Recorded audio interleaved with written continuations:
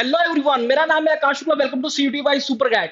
NTA national testing agency जो कि CUT UG 2024 का एग्जाम कंडक्ट कराने वाली है और उसने पहले भी एग्जाम कंडक्ट कराए हैं, उसने क्या ऐसी इंपॉर्टेंट इंस्ट्रक्शन रिलीज करी है सीयूटी यूजी 2024 वाले बच्चों के लिए, उनको जानना बेहद जरूरी है। तो इस वीडियो के माध्यम से मैं आपको वो इंपॉर्टेंट इंस्ट्रक्शन बताने वाला हूं। देखिए, इनकी अधूरी जानकारी आपका कैंडिडेचर रिजेक्ट कर सकती है।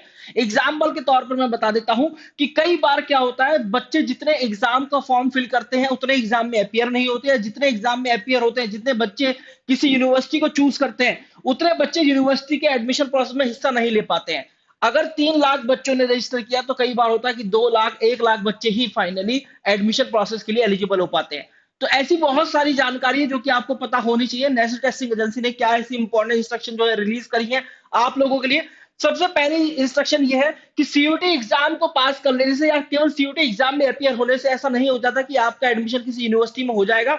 उसके लिए आपको यूनिवर्सिटी के एडमिशन पोर्टल पर जाकर अलग से एडमिशन प्रोसेस का हिस्सा बनेगा।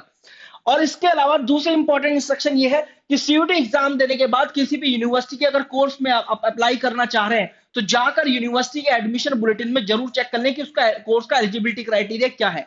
यहां पर बिल्कुल सही आंकड़े में आपको बताऊंगा, यूनिवर्सिटी ऑफ दिल्ली के लिए लास्ट ईयर 3,04,699 बच्चों ने फॉर्म फिल किया था, केवल 2,551 बच्चे ही एलिजिबल हो पाए थे।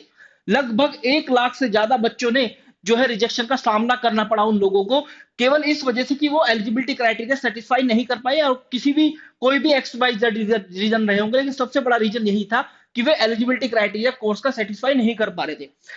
तीसरा सबसे बड़ा रीजन ये है कि सीयूटी एग्जाम को कंप्लीट करने का ये गारंटी नहीं होती कि आपको यूनिवर्सिटी एक्सेप्ट कर लेगी।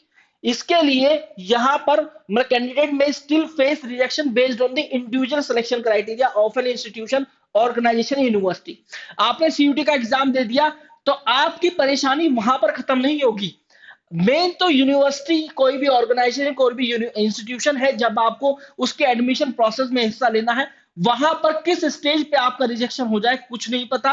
मतलब आप जब तक आप फी सबमिट करके फाइनली एडमिशन ना ले लें और अपना फिजिकल वेरिफिकेशन ना करा दे डॉक्यूमेंट्स का, कई यूनिवर्सिटी मांगती है, जैसे बीबीएयू की डीएसी जो है डिपार्टमेंट एडमिशन कमेटी, वो बोलती है कि आपको फिजिकल वेरिफिकेशन भी कराना है डॉक्यूमेंट का।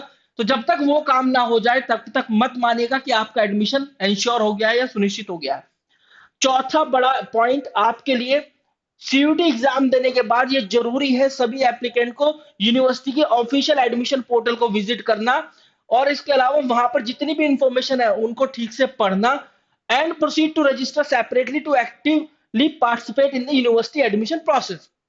सीयूटी का एग्जाम दिया, जाकर आप जिस यूनिवर्सिटी के लिए एस्पायर कर रहे हैं उसका एडमिशन पोर्टल जरूर विजिट करें।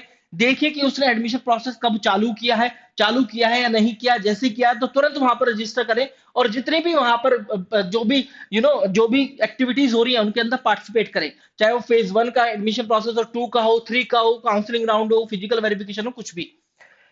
फिर इसके बाद जितने भी सारे स्टूडेंट हैं सीयूटी एग्जाम के अंदर अपियर हो रहे हैं उनके लिए एटलीस्ट जो नीचे डॉक्यूमेंट दिए गए हैं वो जरूर तैयार कर लें आप लोग। जैसे कि मार्कशीट या ग्रेड शीट जो है अपनी आपके पास होनी चाहिए, सेल्फ अटेस्टेड हो, बहुत अच्छी बात है। कैरेक्टर सर्टिफिकेट आपका होना चाहिए जो कि आपके स्कूल द्वारा इशू किया जाएगा। माइग्रेशन सर्टिफिकेट होना चाहिए जो कि ये बताएगा कि बच्चे ने हमारे इंस्टीट्यूशन से अब जो है पूरी की पूरी शिक्षा जो है वो कंप्लीट कर लिया, एजुकेशन कंप्लीट कर ली है। Now he is free to do further graduation या further study from another institution, ये माइग्रेशन सर्टिफिकेट बताता है।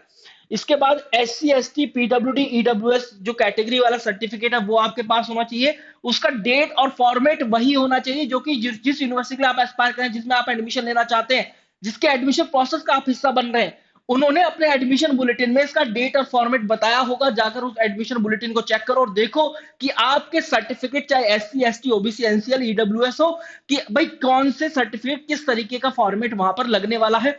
कई यूनिवर्सिटी आपसे मांगती है कोई एफिडेविट मांगती है, तो उस एफिडेविट को भी साइन करना या उस डिक्लेरेशन को साइन करना जरूरी है, क्योंकि कई यूनिवर्सिटी पहले से ही आपसे एंटी रैगिंग सर्टिफिकेट या फिर जो यूनिवर्सिटी के रूल्स हैं उन पर साइन आपके ले लेगी कि आप लोग इन यूनिवर्सिटी के रूल्स का उल्लंघन कतई नहीं करेंगे पढ़ते समय। तो ये कई बार यूनिवर्सिटी पहले भी ले लेती है। छठा इंपॉर्टेंट पॉइंट जो कि एनटीए के एडमिशन बुलेटिन में ऑलरेडी लिखा हुआ भी है और ये पेज नंबर 44 पे भी है, पेज नंबर 12 पे भी है। तो ये क्या है कि वो बच्चे जो कि किसी भी कारणवश सीयूटी यूजी की फॉर्म फिलिंग के दौरान किसी इंस्टीट्यूशन, ऑर्गेनाइजेशन या यूनिवर्सिटी को फिल नहीं कर पाए हैं, तो वो भी उन यूनिवर्सिटी के एडमिशन प्रोसेस में हिस्सा ले सकते हैं। ऐसा जरूरी नहीं है कि आपने मतलब यूनिवर्सिटी ऑफ दिल्ली फिल नहीं किया था तो आप वहां पर एडमिशन प्रोसेस में हिस्सा ना ले पाएंगे।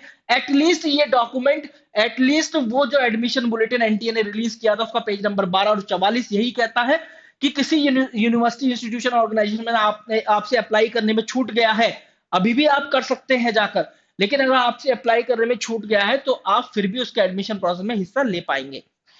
इसके बाद सातवां बहुत इंपॉर्टेंट पॉइंट, कुछ परफॉर्मेंस बेस्ड कोर्सेज होते हैं, कुछ परफॉर्मेंस ओरिएंटेड कोर्सेज होते हैं, जैसे कि bachelor of performing art, bachelor of fine art. इनके अंदर आपका क्या है, एक अलग से टेस्ट भी होता है। तो उस टेस्ट के बेस पर और सीयूटी यूजी के स्कोर के बेस पर आपकी एक मेरिट लिस्ट जनरेट होती है और उस मेरिट लिस्ट के आधार पर ही आपका एडमिशन होता है इस कोर्स के अंदर। इसके अलावा सीयूटी यूजी का स्कोर तो होगा ही, कुछ बच्चे स्पोर्ट्स कोटा वाले होते हैं तो फिजिकल एक्टिविटीज उनसे कराई जाती है उस स्पोर्ट्स से रिलेटेड, और फिर जब बच्चे का एडमिशन होता है उस स्पोर्ट्स वाले टेस्ट में, फिजिकल टेस्ट में भी पास होना है बच्चे को और सीयूटी एग्जाम में भी पास होना है। इन दोनों के स्कोर के बेस पर आपकी मेरिट लगेगी, उसके आधार पर आपका एडमिशन होगा। Further जो information है, you guys can search on exams.nta.ac.in or CUT UG. So this was all about the video, guys. If you are preparing for CUT UG examination, then let me tell you, आपके लिए we have already launched a crash course. आप crash course भी join कर सकते हैं। अगर आपकी तैयारी अच्छे दर्जे की हो चुकी है तो अब आप टेस्ट सीरीज भी ज्वाइन कर सकते हैं। टेस्ट सीरीज जहां पर आपको वीडियो सॉल्यूशन भी मिलेंगे, ग्राफिकल एनालिसिस भी मिलेगी, weaker area, strong area, 100% percentile भी आपको पता चलेगा कि आपकी कितना परसेंटाइल है, रैंक भी आपको पता चलेगा, और मेंटोर से कनेक्ट होने का मौका भी मिलेगा आपके स्कोर एनहांसमेंट के लिए। तो आप लोग वो भी कर सकते हैं। तो आप चाहो जैसे कि यहाँ पर लाइव क्लासेस है, लाइव क्लासेस में एनरोल होना चाहो उसमें हो जाओ, सेल्फ पेस क्लासेस में होना चाहो उसमें हो जाओ, ये टेस्ट सीरीज में होना चाहे फिजिक्स, केमिस्ट्री, मैथ ये आपके पास है, और आपने इंग्लिश और जीटी भी फिल किया है। आप चाहते हैं mentorship and doubt clearing session के अंदर भी जुड़ना, तो आप वो भी हो सकते हैं। और यहाँ पर प्रोसीड टू पेपर आप बटन दबाइए और फिर यहाँ पर एक कोड आप अप्लाई कर सकते हैं, AS30, to get the maximum discount on this course. देखिए AS30 बहुत ध्यान से देख लीजिए, ये इसका कोड है। आप इसको अप्लाई करेंगे तो आपको मैक्सिमम डिस्काउंट मिल जाएगा, मतलब ये 2000 के आसपास ही इतनी सारी चीजें आपको मिलने वाली है। विश यू वेरी गुड लगा, थैंक यू वेरी मच।